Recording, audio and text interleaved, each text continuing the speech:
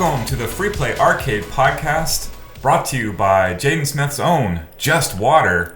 I feel like we got to make sure we say right now, though, star of Miami Connection, Jaden Smith, right? I mean, Did he make it in there? Okay. Maybe it was produced by him. No. You're thinking the remake. It was him and Jackie Chan in the remake. He's the dad at the end in the new movie. Yeah, Miami Connection, which actually takes place in Hong Kong. I am here joined by CEO of Free Play, Corey, the corporate liaison, Kelsey. That's a real title, too. That's right. I'm the community liaison, so I know all about confusing titles.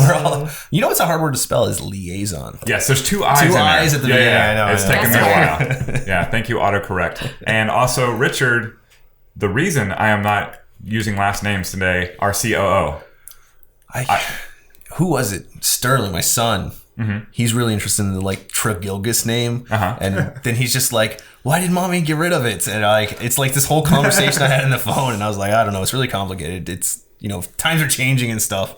But also, it was Tragilgus. No, I'm just kidding. All right, we're here today because I have to explain how to pronounce it to everyone.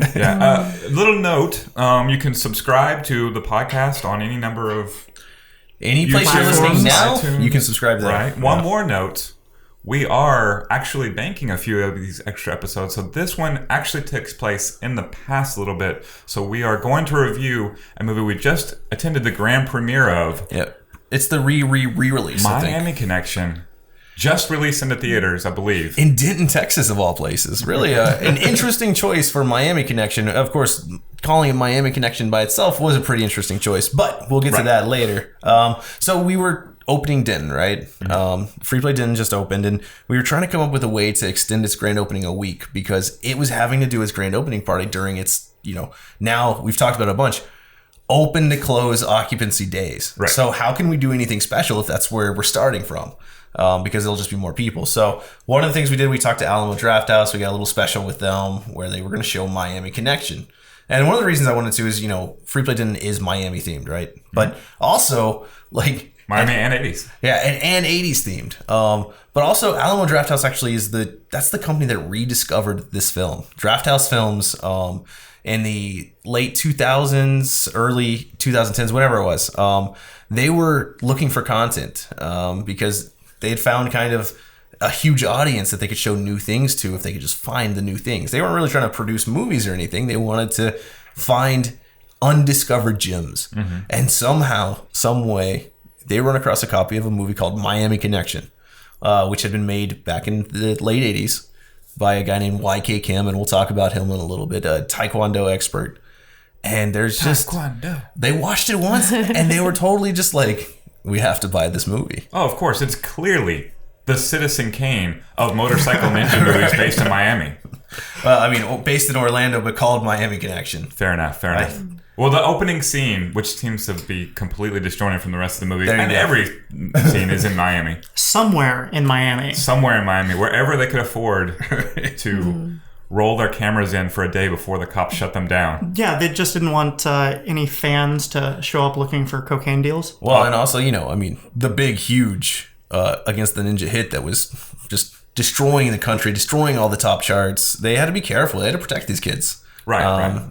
Also, murderous rampages happening everywhere. But we're going to get to that. We're talking Miami Connection. And so YK Kim, he's the guy who kind of wrote the movie, helped finance the movie. Him and his friends kind of made it. He's directed also the movie. The star of the movie. He was the ultimate owner of the movie when they were all said and done. When they were done and they just said, "Here's your movie," he was the guy who owned it. So he had to figure out how to run it. It's like a Rebecca Black-esque production where you pay to get your movie made. Pretty much. Yeah. And so I was thinking The Room. He grew up in Korea and was, a Taekwondo, one of the youngest Taekwondo black belts of all time. He moves to South America where he meets some kind of interesting people in the film community. And then he moves to New York, and then he moves to Orlando. And in Orlando, he opens up a Taekwondo dojo. He's then attacked by ninjas. It's hard because later. As we discuss his story, it's hard to separate fact from fiction. His life from what we saw on the screen. But he did. He came to Orlando and he opened up a Taekwondo dojo. He ended up opening a small chain, and then he was mildly successful and said, "You know what I want to do is make Taekwondo great for the masses." So he thought the only way he knows how to, especially with his connections from South America, movie. So that's kind of the background. They decided to shoot a movie. He shot it in his hometown or new hometown of Orlando. And we're going to talk about it. So I guess an important kind of thing to say before we get into it. Miami Connection, when we say positive, negative things, Miami Connection exists on its own plane of existence. Yes. This is not to be reviewed against any other movie that has ever been made. Right. Because it's special in so many weird ways.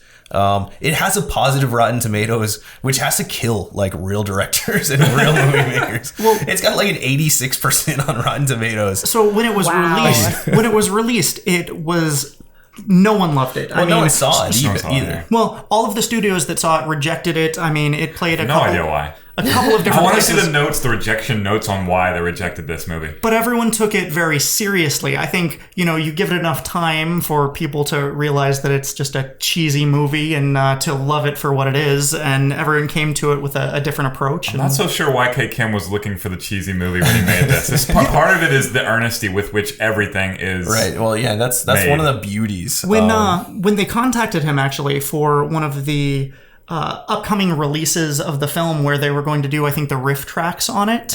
Well, he sold the film in the late 80s for $100,000, and then he had to give, but he left in his contract like a right of resale refusal kind of thing, where he would not be unreasonable, but he had to approve any transfer of the movie. And so Drafthouse Films and Riff Tracks were trying to show it, get it back to the masses, and so he had to approve it. And then you can say what happened after that. Well, once he heard that they were doing that, he was very excited just because it brought Miami Connection back into the public eye. Mm-hmm. Well, and also, though, when they first started calling him, when Drafthouse Films started calling him, he wouldn't return their phone calls because he thought it was just like a prank. No, I hadn't read that. He was so disheartened by the original reception, he didn't want to talk to anyone about the movie. And so Drafthouse Films sends from Austin, Texas, their representative to his house, still in Orlando, I believe. And they knock on his door and they say, "We love your movie so much. Can we please talk about showing it to people?" And from there, he gave his approval. They ended up buying the rights to it. Although I think in general, it's just like public domain in many ways because it's been released by so many different companies. I'm sure none of them exactly know what the rights are, but they did get YK Kim to sign off on it. And after that, I'm sure they felt pretty comfortable giving it a nationwide Alamo Drafthouse release. As it deserves. This is a spectacular movie in all of its massive failures across the board. Treasure. All right. It is, all right. So let's dive in. Let's kind of talk about it. All right, Chris, give me your plot synopsis of the beginning of the movie. The beginning of the movie. Okay, what is the basic elements you need to know about this movie? All right, you need to have watched 3 episodes of Miami Vice, any 3. It will hit every cliche possible.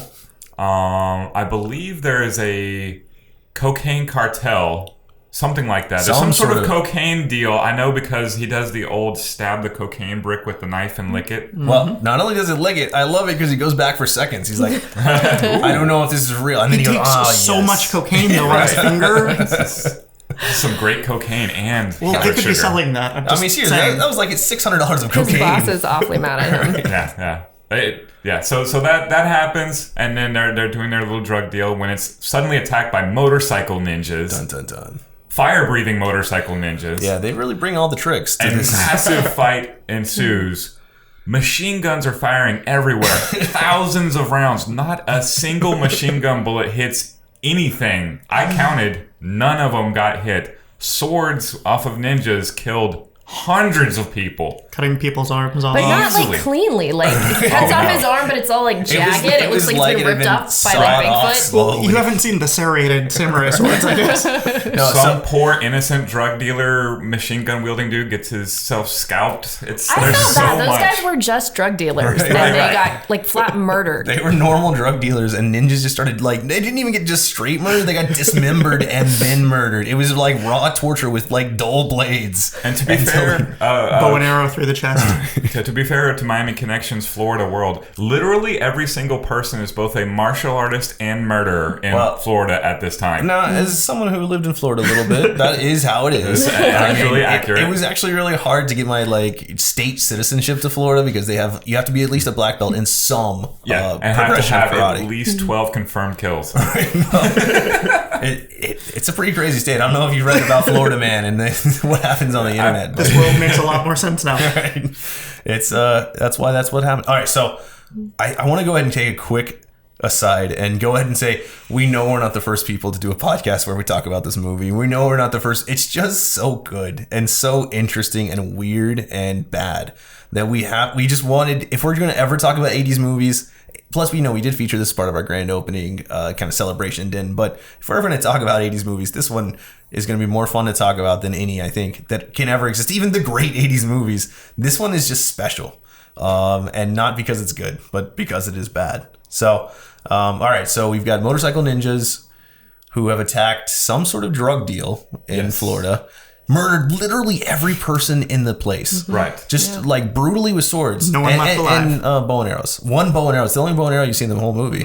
True, but also more effective than any of the machine guns. Well, it's true. Well, and you know what's really nice though is when the guys drop their machine guns and they start picking up their improvised weapons. I mean, those are more effective than the machine gun somehow.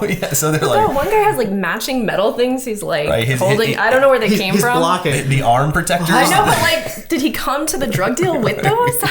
It was all right. So just YK Kim was really tired of watching martial arts movies. This is one of his stories. Is he's really tired of watching martial arts movies where the martial arts didn't look real. They looked too exciting. This is seriously his quote. Oh. So he wanted to make it look more real to like what martial arts was. Right. And he achieved it perfectly. There's nothing more very real realistic. in Taekwondo than licking some guy's fist. You know, Yes. an interesting plot development we'll get to later. The relationship between the various guys who are in Dragon Sound. It's awesome. It's amazing. Okay, so we've established that there's a just total badass gang of motorcycle ninjas in South Florida. So they've done a sweet heist in Miami, right? Where do they go then? Where do they go next? Where everybody goes, Orlando. That's where I flew in for CEO. So it was just like this too. We had to immediately leave Orlando for all the motorcycle ninjas. Orlando, It Florida was is too overrun by motorcycle ninjas. Well, Dragon Sound, hellscape, yeah. Dragon Sound was on its world tour at that point, right. so Orlando was not safe. Motorcycle ninjas everywhere. There were like 17 million people in Orlando because Dragon Sound became huge. Well, I after know. this I movie. mean, there's even a Dragon Sound T-shirt in a Pharrell video from Happy. Yeah, for Happy. Oh yeah, no, those Dragon Sound that. T-shirts. We definitely. My watching party wanted those Dragon Sound You T-shirts know, for sure. I didn't even think about it. It just occurred to me that Alamo Drafthouse, they probably bought the rights and like gave up all the profits from the movie just to merchandise this movie. Right. Because they've made all these really goofy, amazing merch items, and I've actually seen them in real life. So they're probably selling a ton of them. I want one. Oh man, pick I up think some for Sign me up. one of our techs Get has some to give away. What does he have? He has the official CD release, but I think he also has the tank top or something for Dragon Sound. I mean, this is big news. This is big stuff, guys. All right, so they're now in Orlando. Mm-hmm. All right, let's talk really quick. I love this scene so much. The wrap up scene from the heist, where the the ninja motorcycle leader guy At the dojo. yeah, Right. they're in like a dojo. Somewhere in Yoshido. the Japanese botanical gardens of Orlando. He asks, because I guess he wasn't as part of like the assault. He does a lot of stuff. He was. Oh, He was okay. the one sitting in the tree wearing all white. All right. Oh yeah, he does standing out. always. Oh, of course he He does was. always. All right, so they then all reconvene after their sweet, long, mildly long motorcycle ride through Central Florida, and they arrive in Orlando. And what does he say? I love this line so much, Kelsey. What does he say? Which time? To his all right, when he starts asking about the money. And he's just where is the money? And so he can't speak. He's yelling, a word where of is the English. money? Where is the money? And that's something that's really great about this movie is they didn't care about. I mean, it was for English speaking audiences, but they didn't care about English proficiency. I didn't either. Things are randomly dubbed.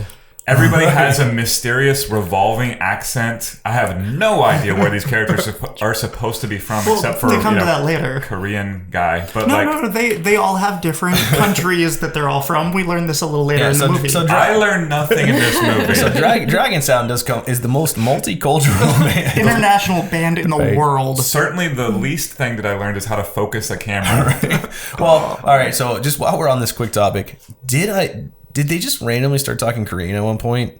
Did YK Kim speaking English, or did I just not there was this moment where I didn't even ask Kelsey. We watched the movie together, and I thought he was speaking Korean, and then I just thought maybe I'd zoned out, or I couldn't, reality had changed on me. I don't know. I thought that I heard everything in the film, but there were plenty of moments that were definitely overdubbed, especially during some of the songs where you could see people singing, but the words coming out weren't matching up anywhere close. No, I feel like 3/4 through the movie, there's one of the billion toss away scenes in this movie, and it's dubbed, and it still has an incomprehensible accent.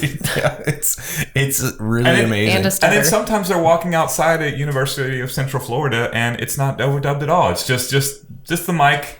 You hear all the background noises and everything. How do you think UCF feels about this movie? Do you think they all watch it all the time? I would hope that they embrace this film. So yeah, it's in Orlando. It's actually the one computer thing science program that I looked at and I thought, this is authentic. I see real class notes from computer science in 1987. As long as their computer science professors aren't quite as creepy as the one in the movie. Wait, I thought he was the best actor in the whole movie. He really seemed like a computer science professor. He goes through though, and first of all, congratulates the class that they get 4th place. But then he goes around and he's putting his hand on all of the shoulders of all the It was a different students. time. Yeah, in the 80s, all professors gave sensual massages to all of their students. They walked up behind them creepily, did the high and a nice little squeeze and everything. Yeah, it was weird. But the 80s were a different time, so we can't really criticize. We weren't there. Was anyone in Orlando? I was there, but obviously no one survived Florida during the 80s. So. All of y'all looked at me like you don't know my life. That wasn't a good assumption.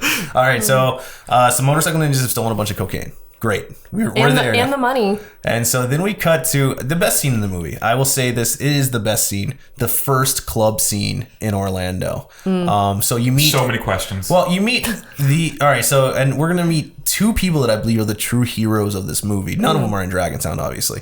Or definitely not So the first hero you meet, and I think he's probably the greatest character in this whole movie, the club owner.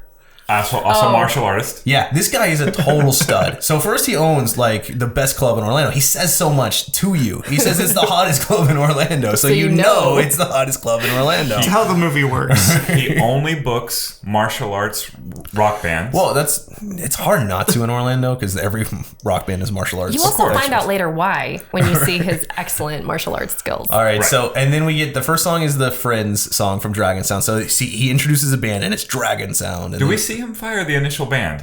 No. Okay, yeah. So old rock band. Yeah. So we'll give it to old rock band. That's the next. That's actually the next scene. But so the plot is. How can you not follow? It's so perfect. No, it's very linear. It makes a lot of sense. So this is where we meet Dragon Sound, though. And all right, Chris, I'm going to make you describe all the plot points here. No, Kelsey, this time. This one's Kelsey.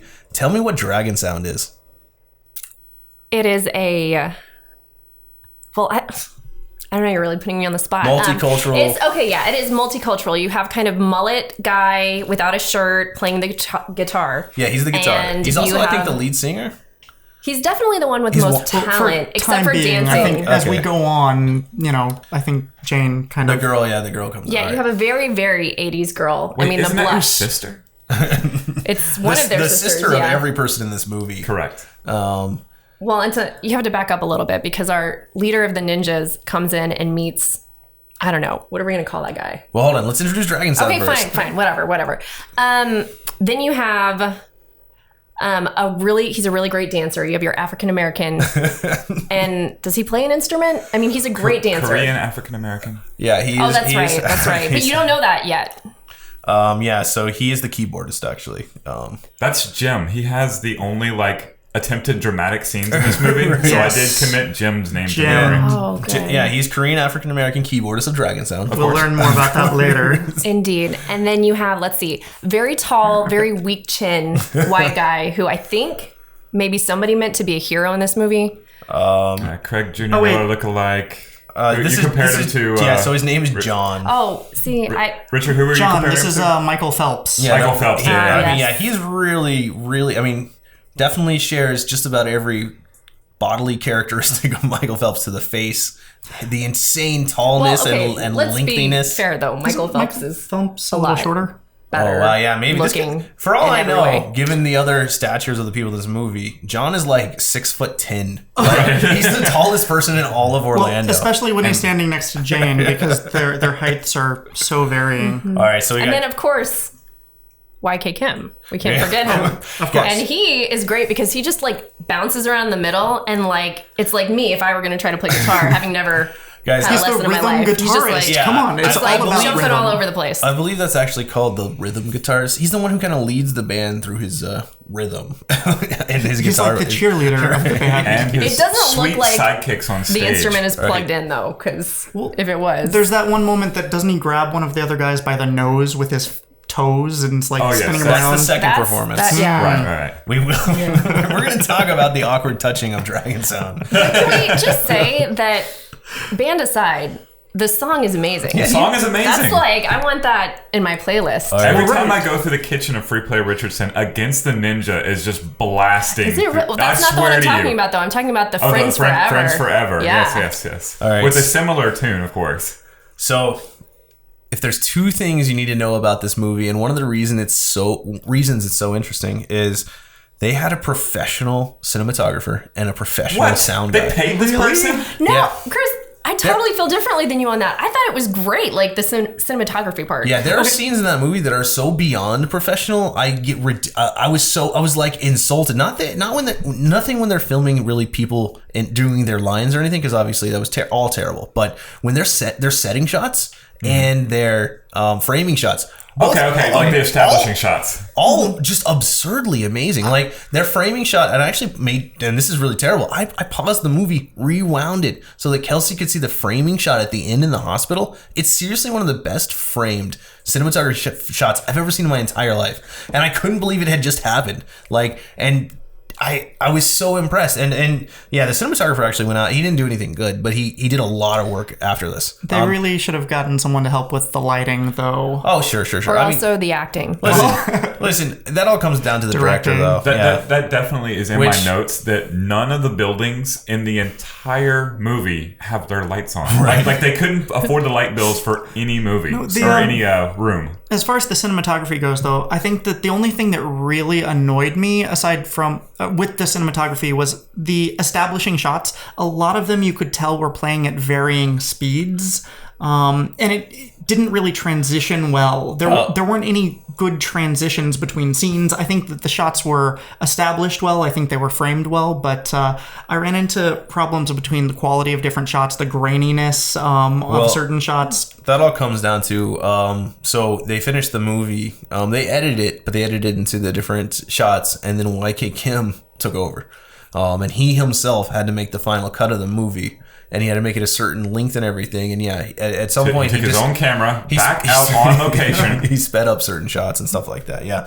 So but no, truly, I mean, like the cinematographer has never done anything amazing, but he's a true professional. And honestly, some of the shots in this movie, I was super impressed with. Yeah, and a lot of them were garbage, but there were some shots here that you won't find in like during the director renaissance of the 90s, even, and I'm not going to mention Tarantino because Tarantino's obviously always, but all of the other major directors in the 90s renaissance, I would say could learn something from some of the framing shots of this movie. I was that impressed by it. I'm not even lying. Like, now the movie's total just utter train wreck, and that's why it's beautiful, but there's something really special about some of these shots. All right, so we know Dragon Sound now. We haven't introduced Jane, have we? No, we talked about her. She's right. 80s, but I didn't know her name. So that's Jane. She's the guest first vocalist, scene, she's right? just dancing kind of on stage. We don't know quite what her part in the band is. But she's up there on the stage. She's We having don't even fun. know if she's Everyone's in the having fun. band. Right, yeah. She's Maybe on she's hanging stage. out. She looks but- like she's just partying. but Right. But everyone is because the crowd loves Dragon Sound. That is true. And if you go through like the history of cheesy 80s movies, this one had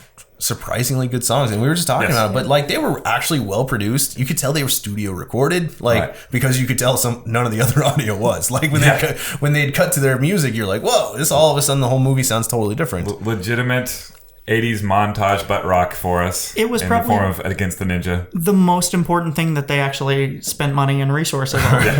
It Wait a makes minute, the what movie. about the cocaine at the beginning? Right? Yeah. Well, I mean, we're really Guys, glad that they They spent blew all their that money. entire budget Guys, on the they cocaine had a at the $2 beginning. million budget and spent $1.6 million on cocaine. So they were really, I mean, they were able to stay awake a lot longer, be a lot more productive after that. But in terms of other resources, they were quite limited. All right. So the key here, though, is you meet Jane. You see Jane up on the stage dancing as they introduce the antagonists of the movie, who you've technically already met one of them. But in walk into this amazing Orlando nightclub now, which this whole movie would have been better if it said in Miami. It doesn't matter. Orlando nightclub.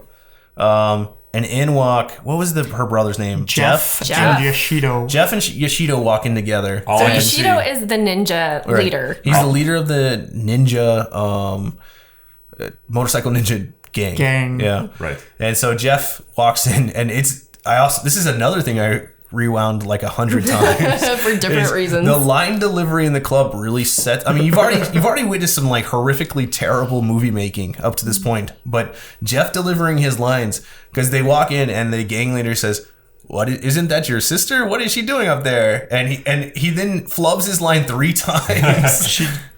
What is it? She's not supposed to be here. She's not supposed to be here. I don't know. She's not supposed to be here. She's not supposed to be here. With her own band right. that she is apparently in, yes. Well, you find out later she kept that a secret. Yeah. So that's why he doesn't know. Her own secret So, ninja fighter rock band. Richard, describe Jeff's role in this movie as a background. What has he been doing before we meet Jeff? Ooh, okay. I guess Jeff, he is leading this gang of, I guess they're primarily bikers. They're not the ninjas. They're like the class underneath the Guys, ninjas. these are the bodybuilding gang. Oh, yeah. They have their own private gym. They operate out of a gym. So everyone's weightlifting inexplicably. They like to convoy around town. They're all rednecks They're and convertible racists. cars with baseball bats. No power in that gym, though. No And power. it seems that they are the main distributors of the cocaine that Yoshido's group of motorcycle ninjas steal. So we know that they probably have a hand in that distribution network, but it's not really clear what they do, except they are bad guys. That's a good point. The plot is really subtle in this movie. The nuanced plot of Miami Connection. As a viewer, you have to really... It is like putting together a puzzle trying to figure out what's going on in this movie. I think it's more like choose your own adventure. Like, who's your hero? Pick one. Like, it's not totally clear. Whoever it is a murderer. Right. No, we'll get to because we've the already several met main driving conflicts here in just a little bit. and also, though, we've already met the true hero of the movie. It's the club owner. He's the only good guy in the entire movie. He's a great... I'll talk about the number 2, who I think is actually like the misunderstood hero of the movie. But club owner number 1, he's the only good guy in the entire movie. As we get through all of the characters, he's the only one who merely defends himself. He merely is trying to have like a good, wholesome, good business where he brings in bands for the kids to listen to, and he defends himself when attacked. But he doesn't go overly aggressive. He doesn't murder every single person that he touches. He leaves that for the replacement band. He beats them up and gets them out of his club. I mean, he is the true hero of this movie to me. All right, so we've now met Dragon Sound. We've now met, and I don't want to mess this up. Jeff is Jane's brother, and we learn in the next scene, because all of the Jeff looks like just like Third Strike player from Richardson, Ray Stevens. I could not get it out of my head the entire time.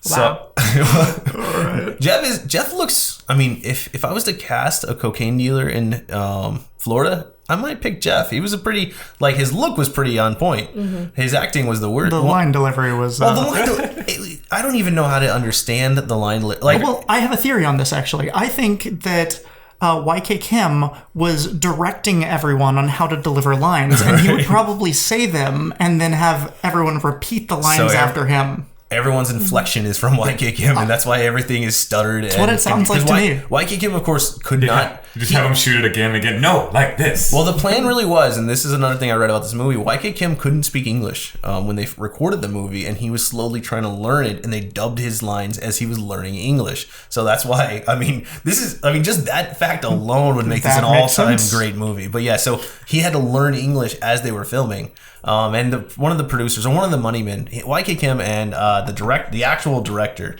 which was YK Kim, but also Richard Park, who teamed up with him. Richard Park put up a ton of money for this movie, and he just saw YK Kim randomly and was like, "We should make a movie." And that's that one idea gave us this great movie. It feels like the Data East knockoff of every 80s movie and or TV show ever. Yeah, it is. If they could find a cliche, they tried to hit it for sure. Okay, so then it turns out Dragon Sound, they're all college students at Central Florida. And I really believed that Right. during that time. I was surprised later by what these college students did, but at the time they definitely seemed like they were just going to school. And so, yeah, you get to walk through, you get some amazing delivery on, hey, we need to establish something one more time for the audience. So Jeff and Jane, is it really Jeff and Jane? It really is Jeff and Jane. Jeff and Jane they're dating apparently. They're walking together. Wait, they're both named Jeff? No. Okay, Jane is her. Jeff is the brother and sister. John and Jane. John and Jane, yes. It's only implied that they Yes. were dating before. Right. It is a little bit. Well, they have their awkward exchange in the computer lab. Right. So John and Jane, they are walking to the cars, right? And he says, "Hey, do you have any family?" And He's like, yeah, just by the way, Out of nowhere. you don't happen to have family, do you? And you find out, of course, the first of very, very many orphans that exist in this movie. Literally everyone is orphaned. And she talks about her brother, and you've already met him in the club. He's a bad guy. That's it. That's really what she says. She says he is a bad well, guy. she doesn't just say that. She says there's he one is like problem. he's paying for my school, and he wants me to get a good education And and I stuff wouldn't like have this that. great apartment without him. Right. There's just one problem. What's the problem? I hate him. No, she doesn't even say that. What does she say? Doesn't she say I just don't like him? Yeah, something like that. She doesn't. that's It's right. not strong. It's not like I hate him. She's like, the only problem is I just don't like him. He asked, and she says, I don't know why. Yeah, I don't know why. I just don't like him. He hangs out with some bad characters. And then, of course, on cue, Jeff blasts into the parking lot with his gang of racist hooligans. Like 30 people. And they assault John because she says he's my friend, and he's like, your friend! Well, like, and I didn't know John could do martial arts at that time. Yeah, I was feeling kind of worried for him, and he does just let a guy punch him in the face. That's a real and do nothing. He does fair nothing. point. They haven't established that Dragon Sound is not only the highest grossing and best selling band of all time, they're also the best Taekwondo experts in the entire world. Surprise. Taekwondo band, if you will. Now, I mean, John was not prepared for the punch from Jeff. I mean, I don't know why. I mean, like the convoy pulls up and he doesn't even look at it. He's like staring this way, and the convoy pulls up, and like he doesn't seem to be bothered by this at all. He's just like staring this way. He actually puts out, he's like, hey, nice to meet you. And womp, he gets in that. It was beautiful. Really well shot, really well executed. YK Kim did not take kindly to that punch. So YK Kim and the other members of Dragon Sound show up. They all have like a little mini rumble. They break up, and so now they're going to introduce us to the Dragon Sound home life. So they cut to and of course, turns out Dragon Sound all live together in a cool house in Orlando. Because they're friends forever. They are friends forever. They'll be together. This is where we get that weird scene where you have the board breaking, where the Taekwondo master cannot actually break all the boards he's trying to break. No, I forgot. I think The that was a montage earlier. Okay. Yeah. He has like 20 boards And he lined gets up, and through he 3 of pushes his fist through 3 of them. Yeah, it was well, and that was, I guess YK Kim was trying to be authentic, right? So he was Right. trying. It did look like he was really doing right. what you were seeing. That's No what- movie yeah. magic. That was real life, but it wasn't very impressive, and certainly not a lot of fun to watch. It was kind of painful to watch, All honestly. of It looked like it hurt. All right, so we Boards won. and every plot aspect, of course, here is not only is it contrived, it's super cringy, and so we meet the Dragon Sound in their apartment or house or whatever it is.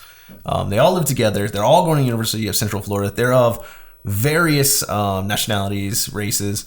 They are also, of course, various ages. I would have some concern if randomly my kids started hanging out with YK Kim, who's either 20 or 52 in this movie, and I never. Hard to tell. He definitely looks like he's lost a good 1,000 fights in his day. He feels like the father figure, though. It's Am I true. wrong? It's true. He is the moral compass for the group, and he Much does. good may it do, He though. does console them, and he especially consoles Jim. Where we have a letter come in for Jim, and you get probably the best performance in a movie ever. The only Oscar-winning performance. This is it was so incredibly amazing to watch, and it was so terrible. Well, so, and you could not watch it because it lasted forever. long. It didn't stop. So you Tears find start out. flowing. Now this is actually what you find out. This establishes a lot of information, yeah. Maurice is half Korean and half African American. His dad's African American. His mom was Korean. Character Jim. Yeah, his Yeah, dad that's left. Oh yes, It's Jim, Jim. played by Maurice. played by Maurice. Sorry, Maurice Smith, who does a wonderful job in this role, playing Jim. This is gonna be hard with all these names. Jim, John, Jeff, and Jane are all in this movie. Thanks guys. for that, y'all. And Jack too. Oh my gosh. Okay, so yeah, you've got Jim, and he's lamenting the fact that his dad left and his mom died.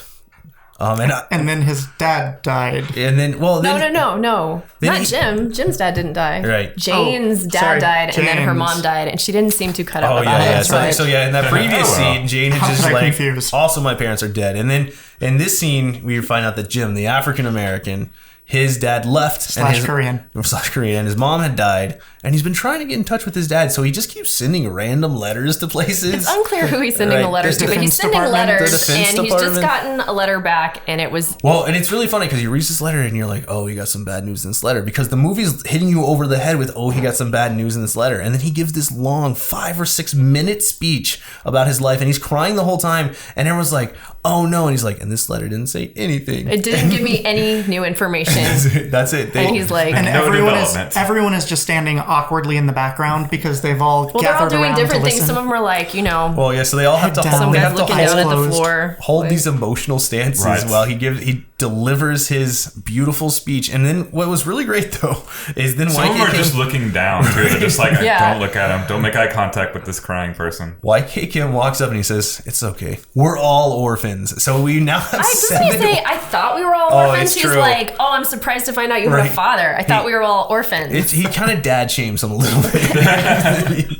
He says, I thought we were all orphans. Now that I know we're not. And then an immediate jump cut to beach scene. Yes. Not montage. And now you're really asking yourself who the heroes are supposed to be. And I realized it was the 80s, but now our Dragon Sound band is running around on the beach harassing women. Yes. Well, hold on. Actually, just before that, we have another talk between bad guy Jeff, who is the brother, and bad guy Yoshido, where they again say, you have to take care of that band if you want to control the territory. Of course. Unclear why. That was never mentioned before. What territory? How does the band at the club control it? I don't know. Northern Orlando, of course. Well, right. At this point, it seems like the plot completely revolves around, I'm upset at this guy who's dating my sister. Oh, and actually we also we skipped the heroic club owner scene, y'all. So then this is like the most crucial scene in the movie. The subplot of the movie is that Dragon Sound has replaced another band at this Orlando club that's literally named Old Rock Band. The Old Rock Band shows up. I missed that. That's what they're billed as in the cast.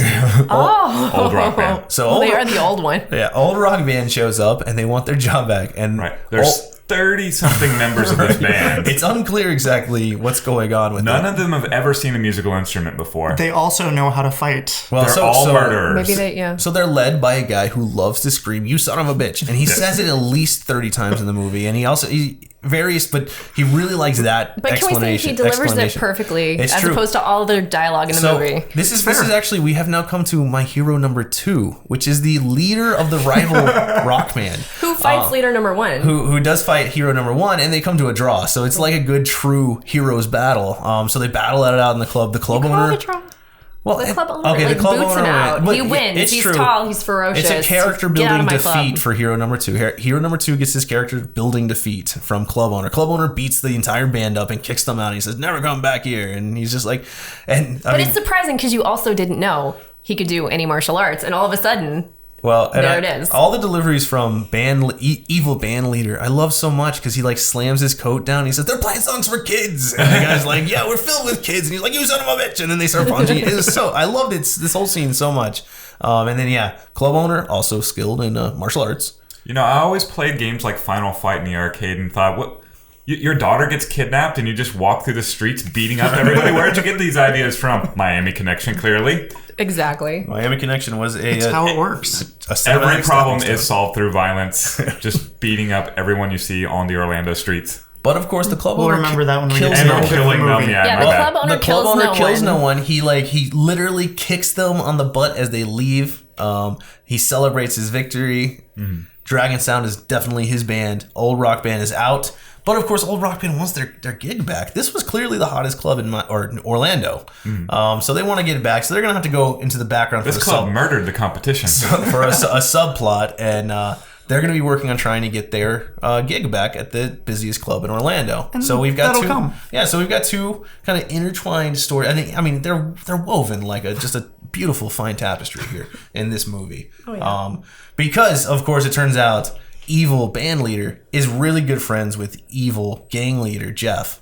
So we'll get to that. So all right, so we've established exactly our antagonists, our protagonists. Good job, movie. took about 30 minutes, and they literally said the exact plot to you to the extent that you were listening or if you could understand the dialogue. Okay. So then, we get that beautiful beach scene. The beach scene. So this is your first sign that maybe not everything is right with Dragon Sound. Maybe Maybe they're not the hero. Maybe Not this is the a good, subversive wholesome young movie man. trying to get you to root for who might be the bad guys.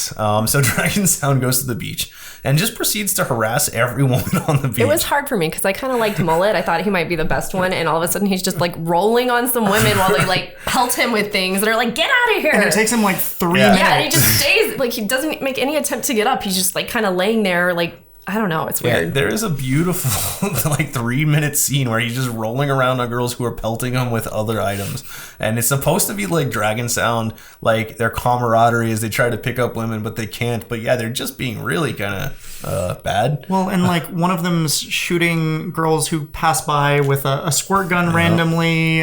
They're doing lots of establishing shots of people's butts. Oh yeah. Yeah, but that is And kind then- of interesting because it's so 80s that everyone looks way more real.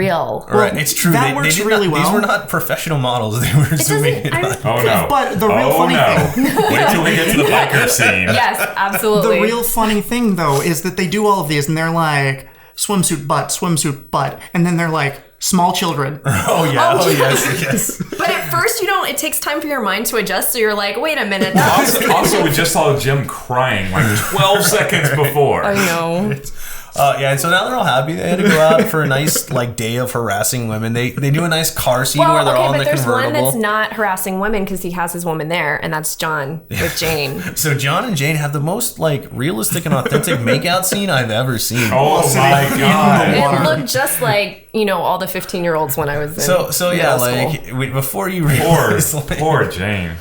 I don't know. I Right, don't know we if that just actress felt has bad. ever recovered I from mean, I this felt scene. bad for both of them, honestly, but obviously more for her. but I yeah, liked the 3 angles that they shot that from. mouths wide open. One was not enough. But they're not actually like there's no like tongue or real kissing going on. They just have their mouths as wide open as possible, touching each other. No, Oh my but if goodness. only they were just open, but they keep like opening and closing, and it just looks like So gonna be it's sick. true. The cool thing is we see the actor who plays John's like first ever kiss on screen, as well as his second and third as they did reshoots. Clearly. Each, yeah. So that was probably a ton of beautiful shot angles. They hit it all. They had close-ups. They had far away. They had zoomed in. They had left. They had right. I mean, you name it. They had that shot. and they didn't want you to miss it because they showed you all of them. They For were- like 45 seconds. So, guys, they're clearly in love. It's been established. Yes. I mean, and so Passionate kissing, yes. which Clearly in love. is good because if she didn't truly love this guy, she might hate him for what comes later. we'll get to Well. that.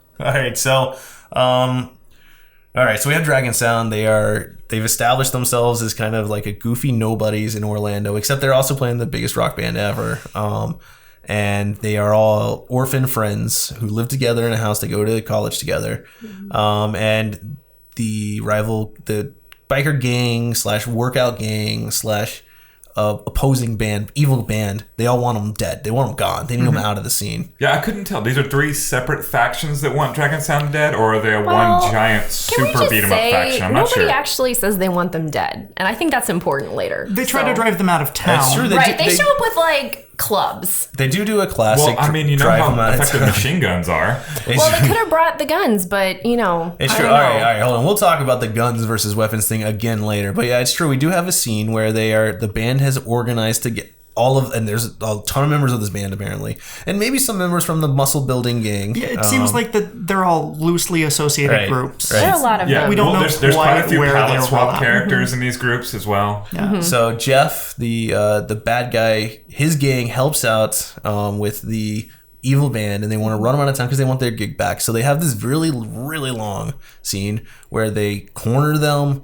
You have the worst and most awkward dialogue. You have random shots for 1,000 feet away. It takes them forever to start any action. Right. Like they stop them while driving, and everyone just sits there and stares at each other for 45 seconds. And yeah, so the bad guys, they bring some weapons and stuff. We've got our band though, they're pretty well trained, so it's going to be an interesting fight. It takes them like 5 minutes to get going. It takes like 10 minutes for the fight scene to end because YK Kim's like insistence upon realism means it's just so boring. The fighting is so boring. I mean, it's really interesting, and when they're actually getting to murder each other, like in the opening scene, that was really, really fun because it's just absurd. Like, I mean, the the costuming, the props and everything, not very realistic at all. But here it's just a bunch of people jumping up and down, coming like 6 inches away from each other's faces, and then other people falling down. And so yeah, Dragonstown, they get jumped, they run around, they beat some people up. There's some really, I'm serious though, there's at least one scene where they all of a sudden just have like the camera sitting on a curb 1,000 feet away, and you can't make out anything that's happening, but there's a general skirmish going on, and they leave it on that camera for like 45 seconds, and then eventually they go back to a different shot. Well, I really like, because in this particular fight, the realism of the fighting, they do this move actually a lot through the movie, but it's the first time we see they run away from the other gang that they're fighting, and then they like hide somewhere, turn around, and then like get them off guard while they're running after them. It's true. It's very guerrilla warfare. it's the hidden Well, taekwondo. there are like 5 of them. It's true. And they do a lot of like spinning jump kicks, reverse jump kicks.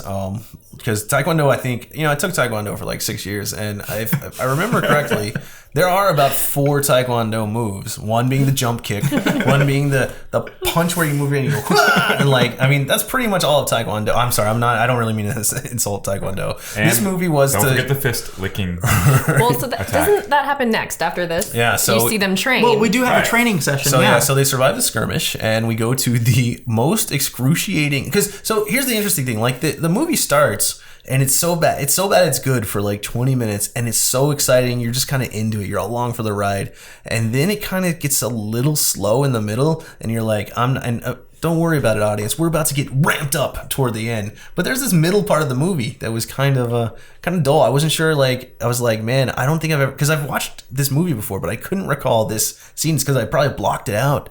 And then we have the training montage. They're clearly at school. They're at UCF doing some Taekwondo training. And they're in full uniform. They are, and they're in their gis, right? And YK Kim, he's the leader of the training, and what's really great is they foreshadow every move he's going to use in the final fight here. I mean, this is see, like, I think it's supposed to showcase the importance of your training because he's practicing those moves, and then eventually you see him. He's going to use them in real life to murder people. Foreshadowing at its finest. The great thing about it is his, I'm sorry, what did you call them? A gi? Yeah. His gi on the back. It doesn't say Dragon Sound or anything. It just says Taekwondo. Well, I think it's like an advertisement. I think they're probably from his actual Taekwondo gym or whatever he has, dojo or whatever you call it for Taekwondo. But yeah, it just says Taekwondo, and then it has the characters below it. But yeah, this is exactly where you start to learn that like this is a true. I mean, you've already heard like them mentioning Taekwondo in songs and stuff, because we did actually also, I think right after this we get Against the Ninja,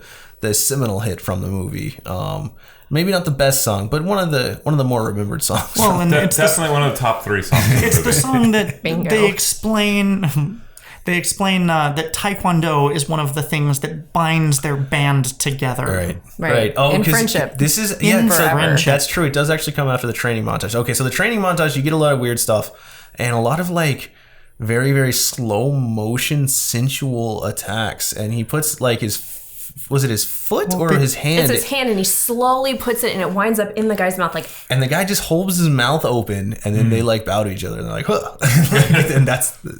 But like all of it's a little weird. Like It's super weird because it goes way too long. John is attacking, and he just waits Right. for why to Yeah, like. he So goes it's to like stab, and then he pauses. in real life, if you just pause and attacking me, I'm sure I'd do fine. Right. It's just, I mean, it's really, you could tell that like the actors were trying their best. It's but as they if didn't really martial know. arts is like a turn-based strategy game. Like, and now I'm out of action points. Right. Yes. Exactly. And that was so, yeah, then they go back to the club, and we hear Against the Ninja, and then they're doing the same practice moves on the stage.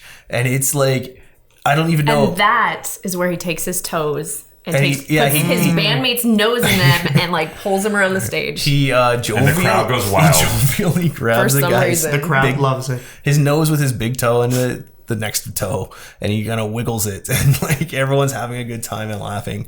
And I mean, could you just imagine being an actor here? Like, could you imagine like all of a sudden he's like, all right, I'm gonna punch you, but we have to do it slow motion, so I'm just gonna put my fist in your mouth for a little bit.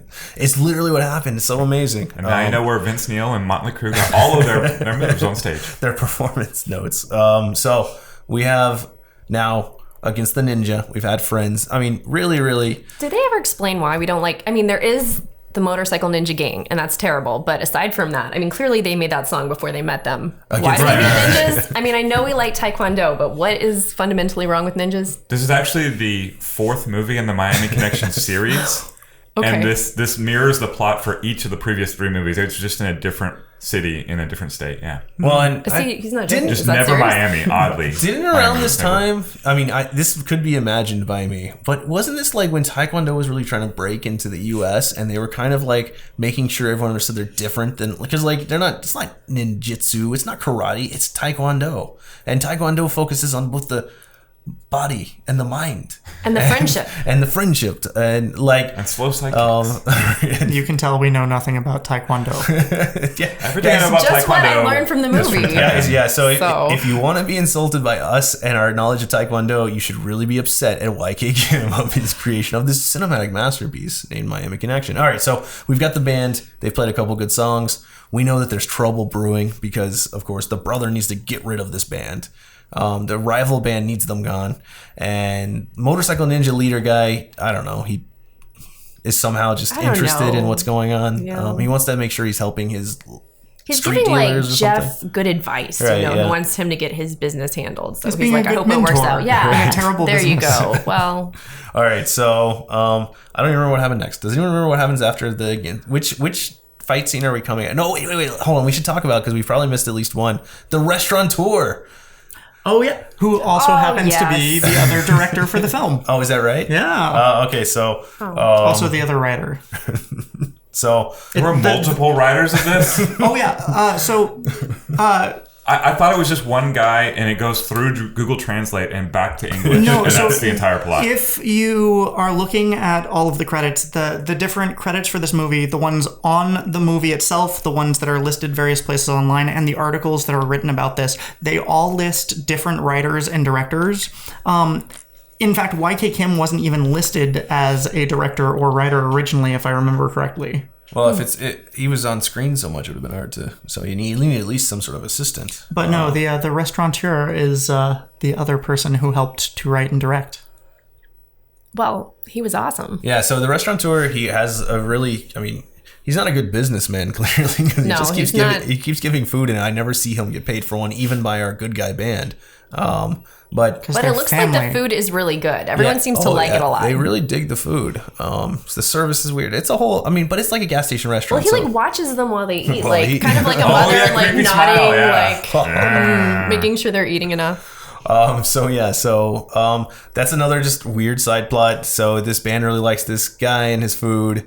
He gets harassed at some point by the motorcycle guys. He beats them all No, up. they come to eat at his restaurant and then they leave without paying. All right, That's right. what happens, and then they're kind of mean when he's like, "Wait, what's happening here?" And they're like, we're not paying for this. And he beats them all up. Just as then Dragon Dragon Sound Sound gets arrives. there. And then Dragon Sound shows up and they're like, what happened? And They cheer him on. he's just like, I'm sorry. job.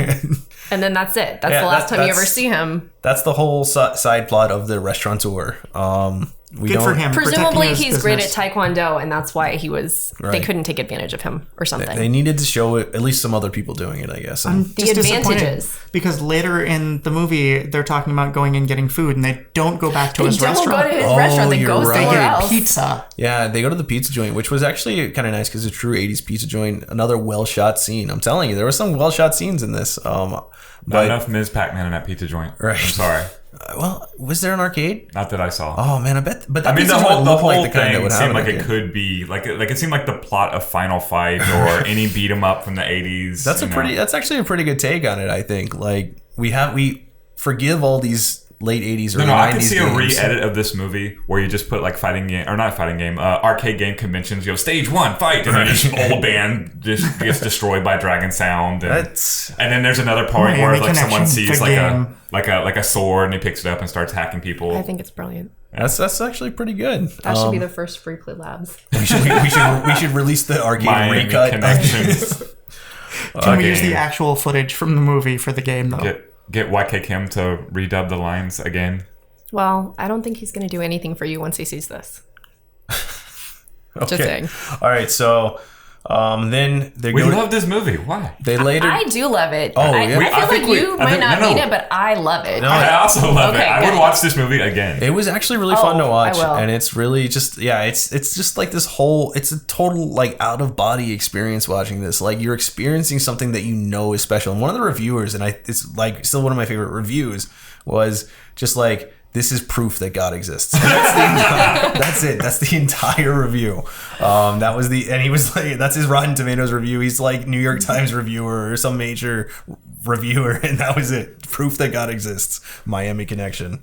Okay, so so they're gonna go eat somewhere else. Oh no, wait, we got to do the biker. We missed. Yeah, the biker bar scene. Oh my goodness. Oh my Must we talk about it? So this is actually this was really weird to me. This is the second part that feels like very, very authentic. This feels like they absolutely just found a biker gang. The real question is, did they get any releases from these people that they're shooting? All right, so no. hold on. I want to just like stage this a little bit. So we have Yoshido, who is the boss of the motorcycle ninjas.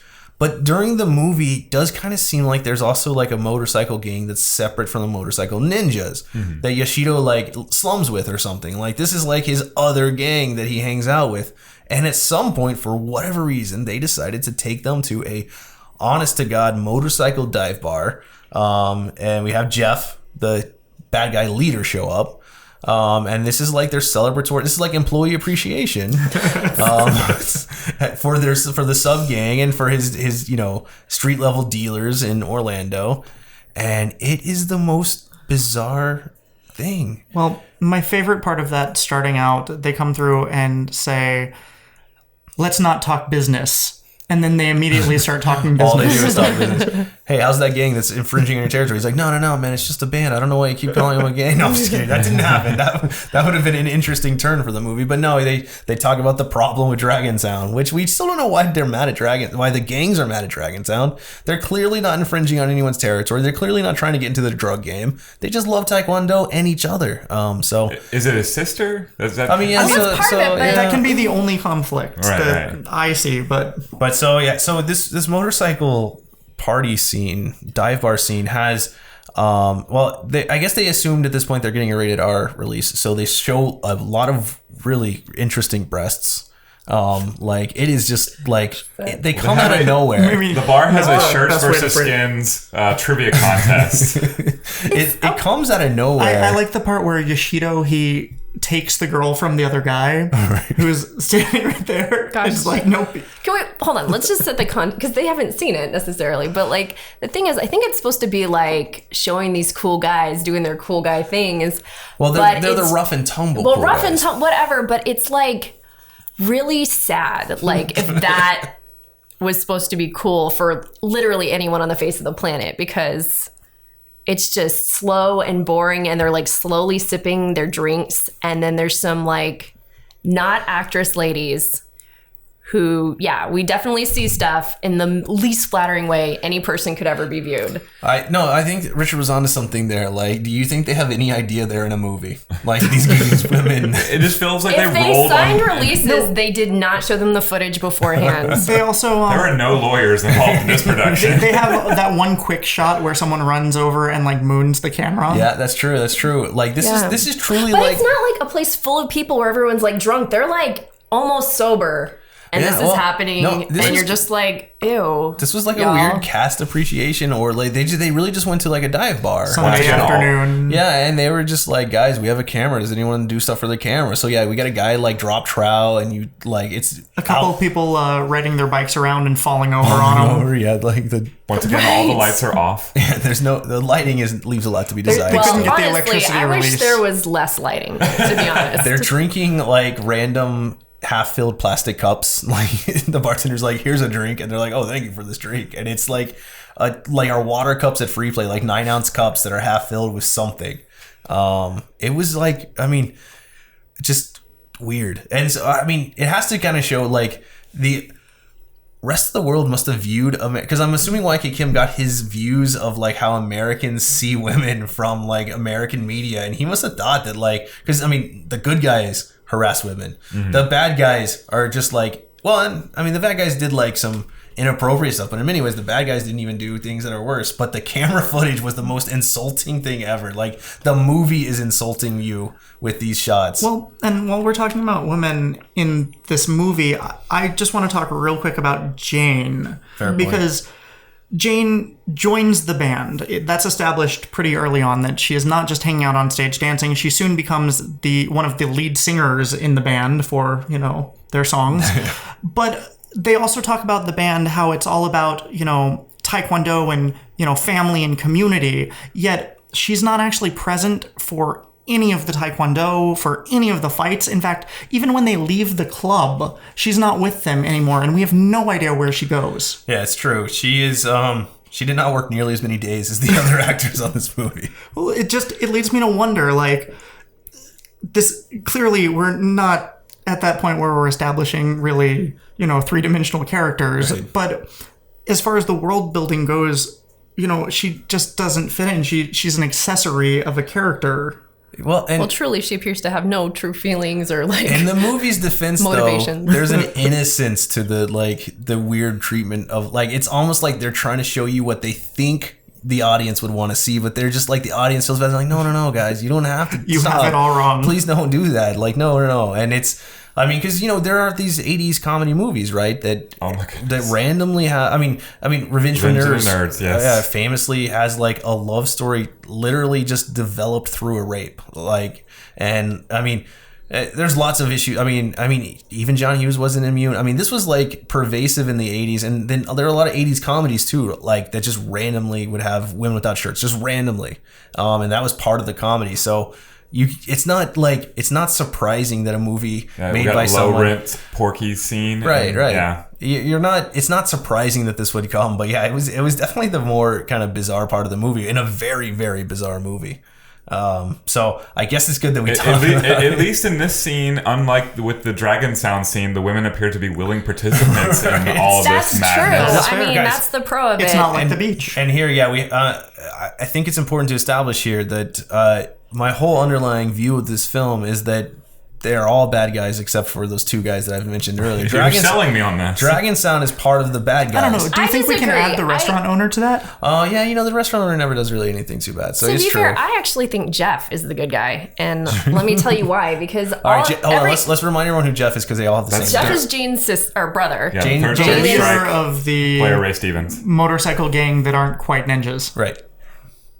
Oh, is he supposed to be the leader of the motorcycle? Well, he's the leader of the bodybuilding, maybe motorcycle. All right. So anyway, Jeff. It's convoluted. Jane's brother. Every time he sees her, because she goes to him and is like, what are you doing? Why can't you be nice to this guy, like, and stuff like that? And he's always like, no, you don't need to be messing with that. You shouldn't be in this band. He's you need to clearly go a to murderer. school. Well, yeah, but he's just like, you need to go to school, get an education, like take care of your life, take care of yourself. I work so hard to like support you and everything like that. And Jane doesn't care. She has the audacity not to like her brother who sacrificed everything after their parents were killed, He takes died. care of her after their parents die. And he tries to keep her out of all of this messy business so she can have a better life. And she just craps all over it. Maybe that's actually, his motivation is trying to protect her from the evils of Dragon Sound. And as we're going to learn pretty shortly, they're pretty evil. They're pretty evil. They might be the bad. So maybe he had a point the whole time. So I like where this is going. So all right. So then the guys decide to go get something to eat. And this is where I think it was Tom, the mullet beard guy, gets kidnapped, right? Oh, he gets kidnapped, yeah. That's right. By the rival gang because they're finally fed up with them. Everyone else goes inside the restaurant and they just like grab him. And you know what? We haven't even really talked about it. And I just want to go ahead and talk about both the worst actor in the entire movie, maybe, who's the guy from Israel. The random guy, he pops up sometimes. Did we ever even... I forgot about him until this exact minute. We also didn't fully talk about the how every member of the band is from a different country. Yeah, all and right. So really, they have a really awkward conversation about that topic. So not only are they all orphans, really quickly they talk about they're all from different places. So you've got Italian American mullet beard guy. You've got Israeli guy who's Jack. He's the drummer, but like he also happened to be the guy who put together the screenplay for the movie. So if you've seen him act, you know why the screenplay was probably the way it is. And also, I mean, it was really funny because I read about this and I'm like 60% sure he's the brother of Screech from Saved by the Bell. I'm not even kidding. I'm still trying to figure this research out. You can let us know your research in the comments below. If anyone knows, I'm pretty sure. Looks like you're correct. Joseph Diamond. Well, no, I'm pretty sure. Wow. I'm not positive, but I'm pretty sure. Destin Diamond is Screech. So, anyways, we've got Italian American, we've got Korean African American, we have the Israeli, and we have YK Kim, who's obviously the Korean Taekwondo guy, and then John, who's just American. He's their American character. So they all talk about how it's like a super multicultural band. You have Asian people, black people, mixed people, Europeans. I don't know. Like it was. I mean, they really emphasize it. But they talk about wanting. In this particular brief scene, they talk about wanting to go and just leave all of this violence behind and just go play music in all of these different countries and visit That the they're local from, you that know. they're from. Well, only through elimination of violence can we achieve world peace after murdering everybody. That is absolutely true. And so let's get into it. They've kidnapped our Italian American guy. They torture him or whatever. I think was it the Italian American that they kidnapped or was it the Israeli guy? Was it Jack or Tom? It's Mullet. He's the Italian, right? Mullet's Italian. All right. So the mullet guy gets kidnapped. They like torture him. They hang him up on like some. They like rope him to a thing, and they're like. It's like a pouring construction something on scene him. or At first, I thought it was something, beer, yeah. but maybe it wasn't. I thought it was beer too. Yeah. So they're being mean. They're all sitting around. Now this is what I love about the scene because it fully forms. We've got the evil band leader having a beer with evil bodybuilding guy. They're all having a beer. They're shooting their guns where they've got these huge shotguns and like the band leader says, "You son of a bitch," like 6 times. I love it so much. Well, they're hanging out like at a kind of outdoor area that. Well, yeah, it looks kind of nice too though because they've got like a nice fire going. They got like a fire It looks pit. like They're a hangout, roasting like the gang marshmallows. hangout where So- they go chill. But so then they don't really set this up, but apparently at some point the rest of the guys in Dragonstown realize someone's been kidnapped. They make a plan to storm this hangout. We don't see that, but that's what happened. They come up with all these plans. They start to storm the hangout. You have lots of interesting fighting and stuff. And this is like the first time that like you start seeing some consequence. Like Dragonstown isn't killing people yet, but they're doing some more violence. They're really, really going after people. You see them smashing people in the head that you're like, dude, that could be dead. That guy could be dead. Wait, was this the I'm scene where we confused. I had think the pipe to the neck? Yes. Yes, Okay. and the pressurized blood that was spurting out. And so then we ultimately have our guys basically do a great job defeating the bad guys gang. You have the showdown between like YK Kim and the band leader and everything. And then you have an ultimate showdown at the top of the scaffolding near the construction site, right? Yes? Mm-hmm. Are y'all following along? Yeah, I'm following you. We skipped one. What did we There was skip? a previous fight scene. Yeah, I'm a Okay. But that's cool. We are live. technical difficulties, people. Replay in the lab. All right. But What scene whatever. did I miss? The one where they're like, "Hey, you better meet us here." Oh, I did miss But that to scene. be fair, thinking about it, we really aren't missing anything. All right, so just like, really quickly, there was a scene where they are supposed to like meet and have like a rumble. and they basically and- do that, And they do that, but then the cops Yes. show and up. then they run away. Yeah, so so there the you go. cops That's in their what. mismatched That's right. So uniforms. it's at the train yard. The cops show up to see what's going on. They arrive to an empty scene. There's no one there. They say, "Hey, where did they all Where go? did they Something go?" was happening Because here." criminals like to wait around for the police. Well, and the police, they like to just be like, "Okay, well, I guess we're Right. going home." That's it. Well, And we absolutely made note of this, and we can see it right here. This guy is pointing his gun directly at his partner. no, I love this movie because there were like 16 times where I say something like, "Oh God," they're about to say like, "Where did they go?" Like when the cops were walking up, and then they really would, and it was so amazing. Like you just know exactly how bad the movie's going to be. So yeah, we did have that weird scene, and that was the band leader again. That happens before. Then there's the Yeah. the motorcycle gang bar Okay. scene. And then they do the kidnapping. Wait, we go through the grape scene. Do y'all remember that? So they're doing a just casual scene. It actually is completely irrelevant to the movie at all. But for some reason, YK Kim Every is scene feeding. feels completely irrelevant to the movie. But he's feeding every single member of Dragontown grapes by hand by sticking his fingers in their mouths. Yeah, and he's, I think this is where he like checks on everyone, just like making sure they're studying and stuff. And he's like, Getting good job, good nutrition. guys. And, But then we go into the kidnapping, and then we get into Okay, the... so back to what you were all saying. right. So we have the kidnapping. We have this I ultimate. was confused because you said they're not killing people yet, and it's true, they're not killing people yet. Right.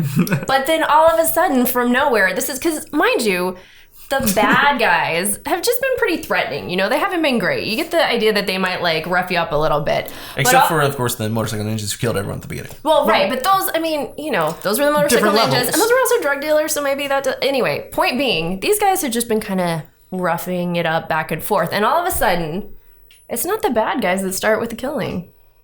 Out of nowhere, Dragon Sound just starts killing people in really painful ways. I think one of them, YK Kim, smushes a guy to death with a barrel. Yeah. Like with his foot. The guy was trying to crush him with the barrel, then he dropped it on himself. It was kind of, Yeah, he was then YK throwing Kim- the but then barrel YK at him, Kim but who climbs up on knows if he top. would have killed him? You know what I'm saying? I don't know. But you don't really. I mean, there's a lot of like very implied serious violence here. But like the film clearly had an escalation level. And this is the medium. Like you've had Dragon Sound beating people up. Now you've got Dragon Sound people probably killing people, definitely maiming people. Definitely killing people because they take the definitely. swords and they go directly into them, and then they're like shaking violently. Is that this scene? That's the scene. Oh, Yeah, okay. All right. they just all the way. Now it does get worse, actually. It But they're always gets killing worse people in now. Miami Like Connection. people are dying. Maybe not all of them die, but people are dying. I actually think maybe all of them die. Yeah, maybe so.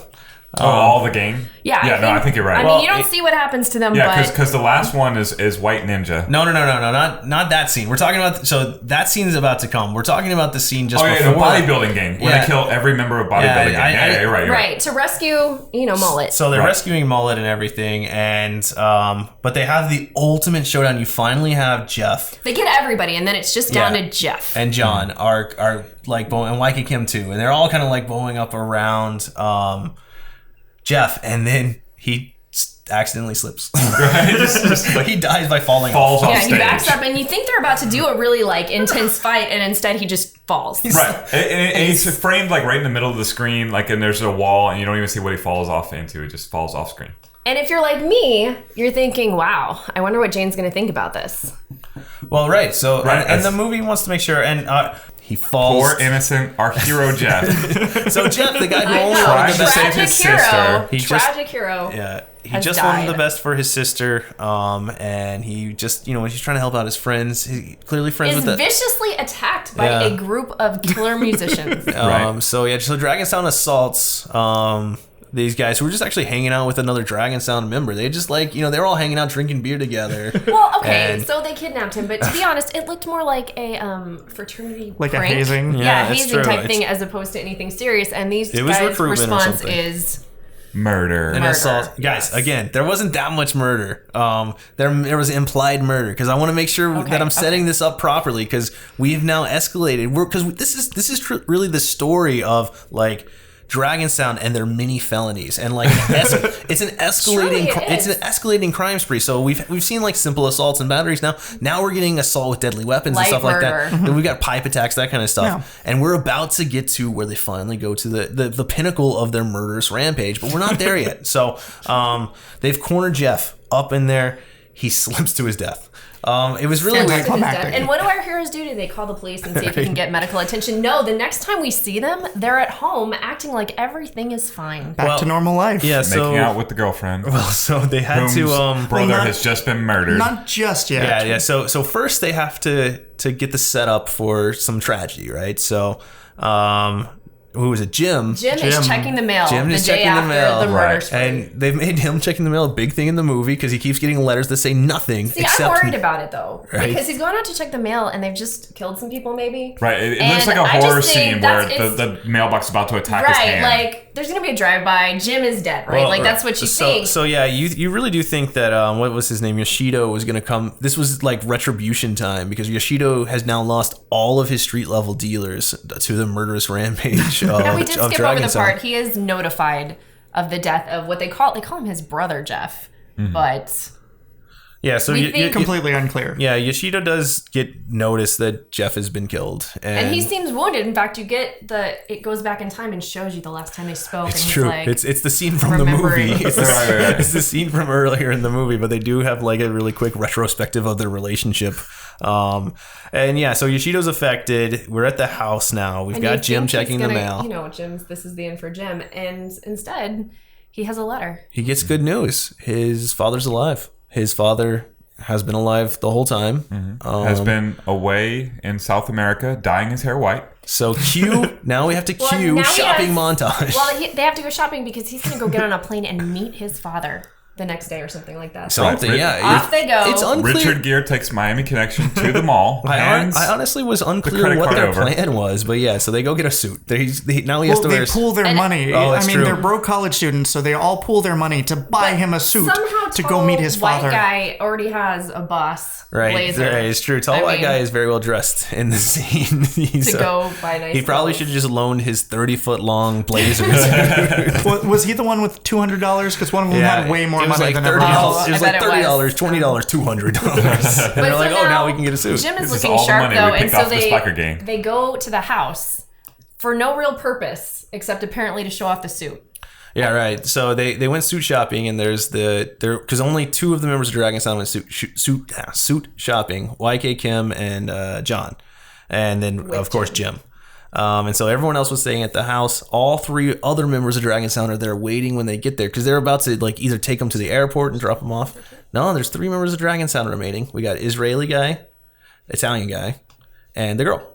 She's right. Who She's is part of the band. I Ninja? forgot she She's was. a I member of the forgot she band. was part of the band. She's Okay, but just yes, not part of the Jane Taekwondo is murder also group. there. And unclear, is she Ninja Guy's sister? Unknown. Yeah, so we don't know that.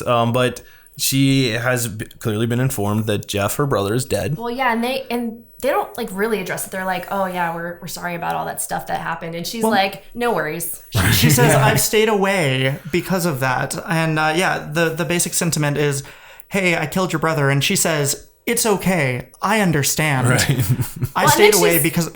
But I couldn't stay away because I love you.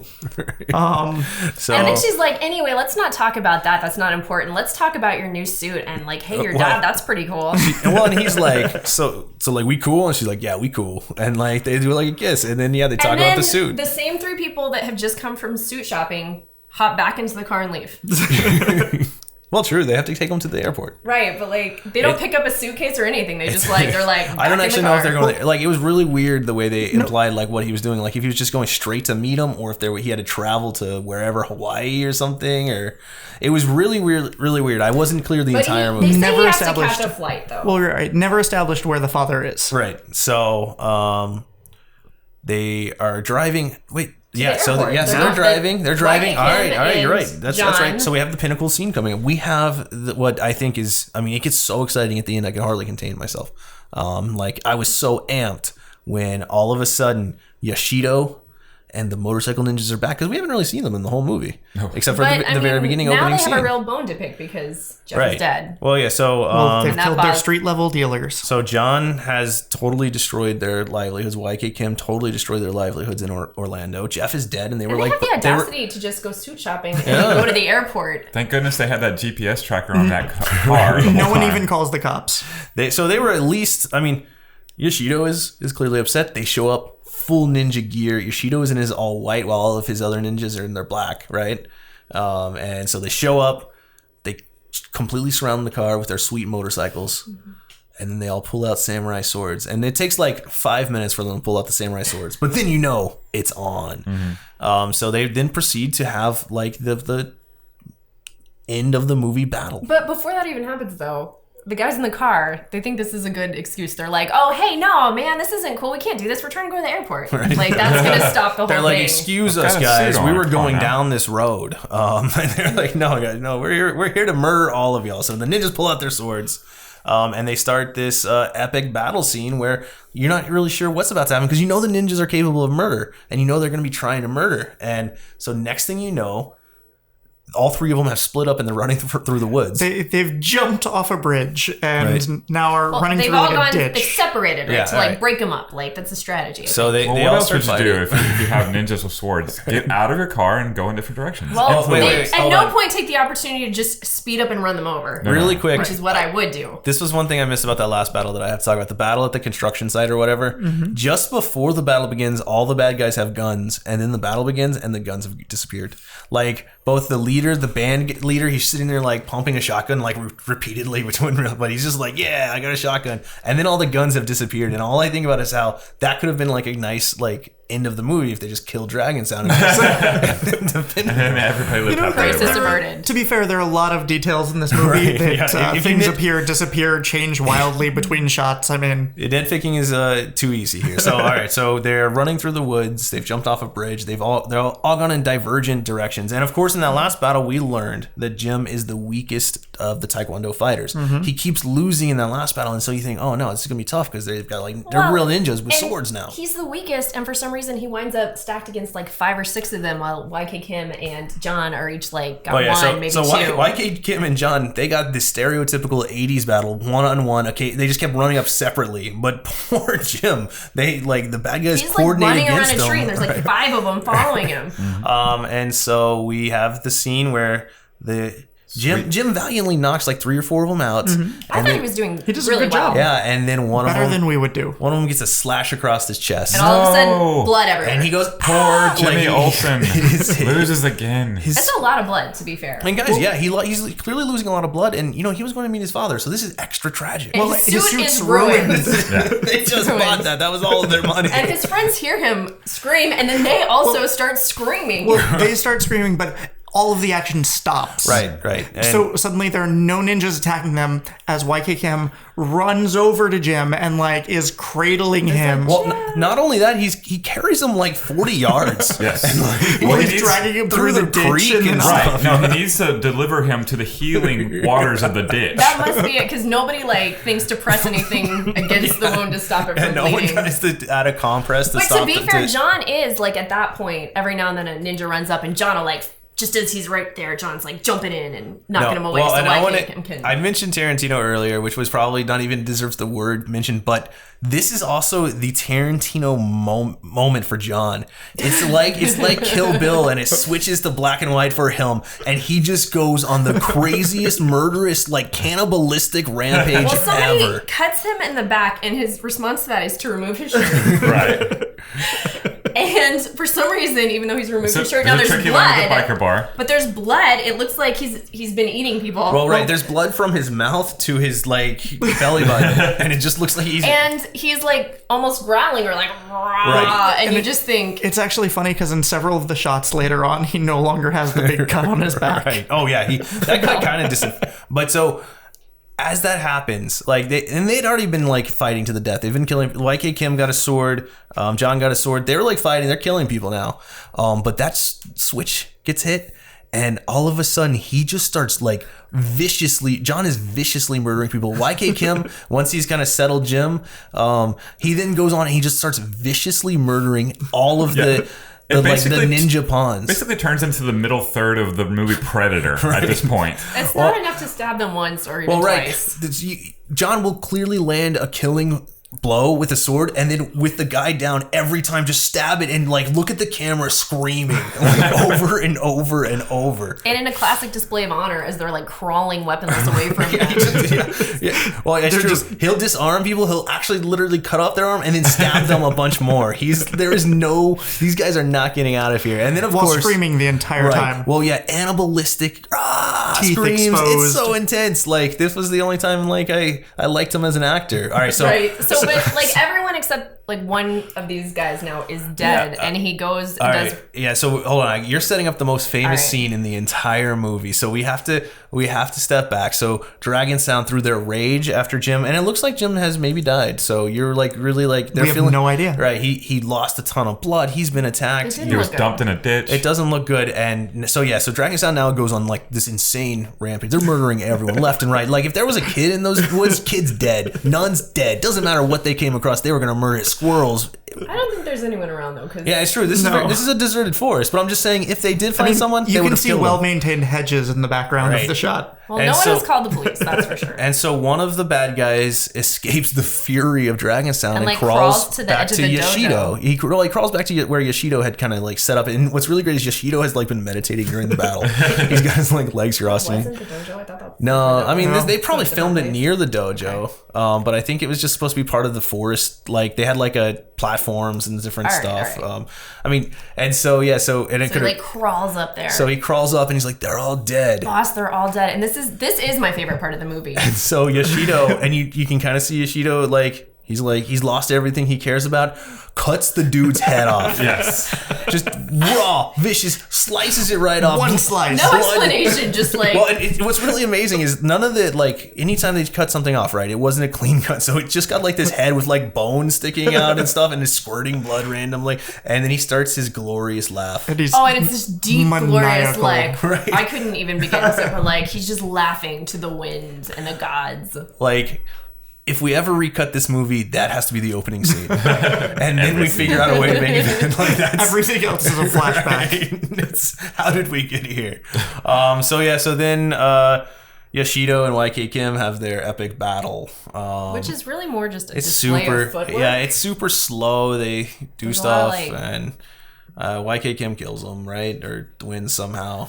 Oh, well, no, he beats him, like, kind of facially, and that's apparent, and then, of course, chooses to do what everyone does, no. which is turn and walk Walks straight away away like a badass. without looking back. And, of course, Yeah, so they have like the true 80s. I mean, this is like Die Hard. This has been done a million times. The guy should be dead. You think maybe he's dead, no, it doesn't even look like but he yeah, should in be this dead. movie, it was just kind of looked like he was lazily done with the fight. To me, But- it and looked like the there guy- were like 3 different actors playing the white ninja in a different And outfit. so, At yeah. one point, he loses his mask halfway. It's very weird. White Ninja gets up and has a little knife that YK Kim then uses one of those tactics he showed during the training where he gets attacked from behind, turns the knife back on him, stabs him in the gut. The end. It's over. YK Kim has completely eliminated every single member of this gang. The Dragonstown has now just murdered everyone.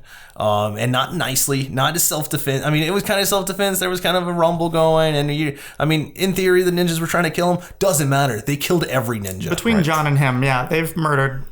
They murdered everyone. 30, And then 40 anyone they people managed easily. to murder the night before. And I mean, or it's whatever. it's sadistic too, because this doesn't even affect them. They just didn't go to doesn't bother them. They take Jim Not to the one bit. hospital, and they have the Jim is alive, y'all, it turns out. And I he's do want to point out, I want to make sure I point out that this scene, and Richard's actually got it about, he's about to pull up, that scene right there is so well framed, it's absurd. Like the And we shot, see there's it's a classic 3 80s members shot. of Dragon Sound next to, yes, you guessed it, Jim's father.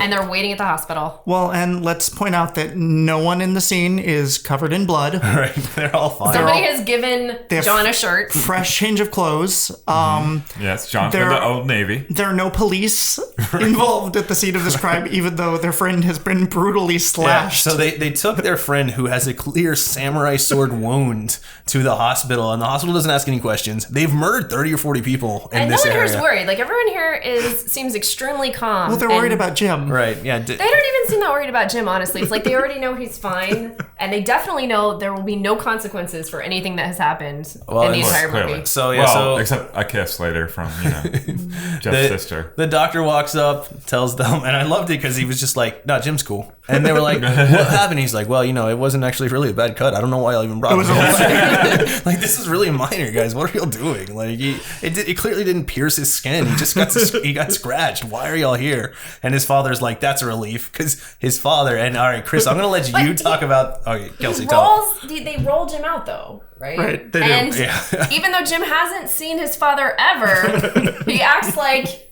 they know each other, and it's like not surprising at all that Right. he's there. And here's a 30-year-old African American man with salt and pepper hair, like just spray on hair. YK it's Kim looks crazy. 20 years older. Right. Yes. Right. Then the father. So yeah. Well, Jim looks 20 years older than his own father. So the That's true. He rolls out and says, "It still hurts, Right. but seeing you guys again, Makes me feel better. yeah, that makes me, and seeing my father, that makes me feel better." So yeah, so the dad is played by an actor that was easily the same age. They didn't even Right. try. Young Jaleel White. Really? Playing this his is- father. and it was really bad because, if you see them side by side, they're clearly not the same person. But I was sitting there thinking that it was like a Clumps type situation where the same actor was going to play every black Because person in the movie. the makeup is so It's bad. Like right? it's like you couldn't find just an older gentleman to play this man's father. I couldn't figure it out. And then So, yeah. are you guys aware that there's an alternate ending? No. Wow, no. Okay, so this whole scene that we were discussing where he is reunited with his father is the reshoot. If you go on YouTube, you can find the original ending of this movie where only through the elimination of violence can we achieve world peace at the expense of every ninja ever. Jim dies. Nice. Jim dies in the car when they pull over to the side of the road Oh randomly. man, Whoa. that I think would have been Jim dies. more powerful. Airplane goes over the top, and they just look at the airplane and they go, "There's his father," and then roll the credits. Roll the credits. I swear to God. Hold on. This I is, swear to God. we're gonna. Is it cool if like? No, I'm just kidding. Like the podcast, I'm just gonna sit here. No, that is awesome. It seriously said, "There goes his I father." swear to you. That is exactly what I would have thought. That's Well, when did amazing. they call his father or get in contact with him? I mean, It's they're totally communicating. unclear. through Well, he radio. got mail, right? Yeah. So they knew that his father was arriving on that flight. Well, Apparently, they sent him a letter. They waited, the appropriate amount of time for him to get in touch with them, and got him on an airplane. In any event, so the movie ends. I think they say something like, "No one will ever mess with us again. We're all safe." Right, we're all safe. And then end movie, and then at the very end, Chris said it a couple times, but it just like really brings home what the whole point of it all was. And it says, Here. "Oh, okay, yeah, I want to say it right, but like it's obviously what it's all about. Only through the elimination of violence can we achieve world peace." And this is, of course, after Dragonstown has murdered everyone in the movie. Orlando, population 5. Unapologetically murdered people, mind you. No one is left. I just watched the alternate ending, which it then shows. Does it Jack? Is Jack the normal guy? John. I think. John. Isn't it John? Yeah, it's it Jack, we've does. been It saying says, the "There wrong goes name his the whole father," and Jack the and plane Jill and John and flies Jane. over, and then it has a slow cut of him running through the woods covered in blood. It was a very, very, very special movie. Oh my goodness! Let's all go watch it again. It's like Let's. it's just surprising that like it's so interesting, right? That's what it really is. The whole movie is really interesting. Not just that it would get made, because there's lots of bad movies, but it's just like someone was there trying and they got all these weird things kind of right and all of these other things completely wrong.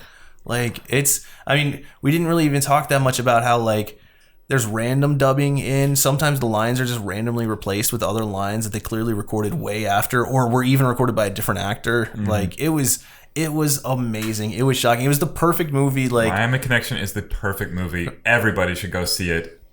well, and 10 hopefully out of 5 stars from me. Alamo was relatively happy with the turnout, and we just threw it on a random Thursday. So I think they're going to start talking about bringing it back to Dallas a little bit. It hasn't shown that much in Dallas, so wait. and obviously Alamo owns the complete rights to it now, so they love any opportunity to show Don't it. show it on Tuesday, and I am there. So that was Miami Connection. That's our review. Everyone should watch it. It's really fun. I think we all recommend this movie. Right. It needs a place in your life. Like, you need to watch it at least once so that you can just, like, see this beautiful train wreck. It's awesome. So that is it. We are signing off of either part 2, 3, 4, 6, or 8 of the Miami Connection podcast.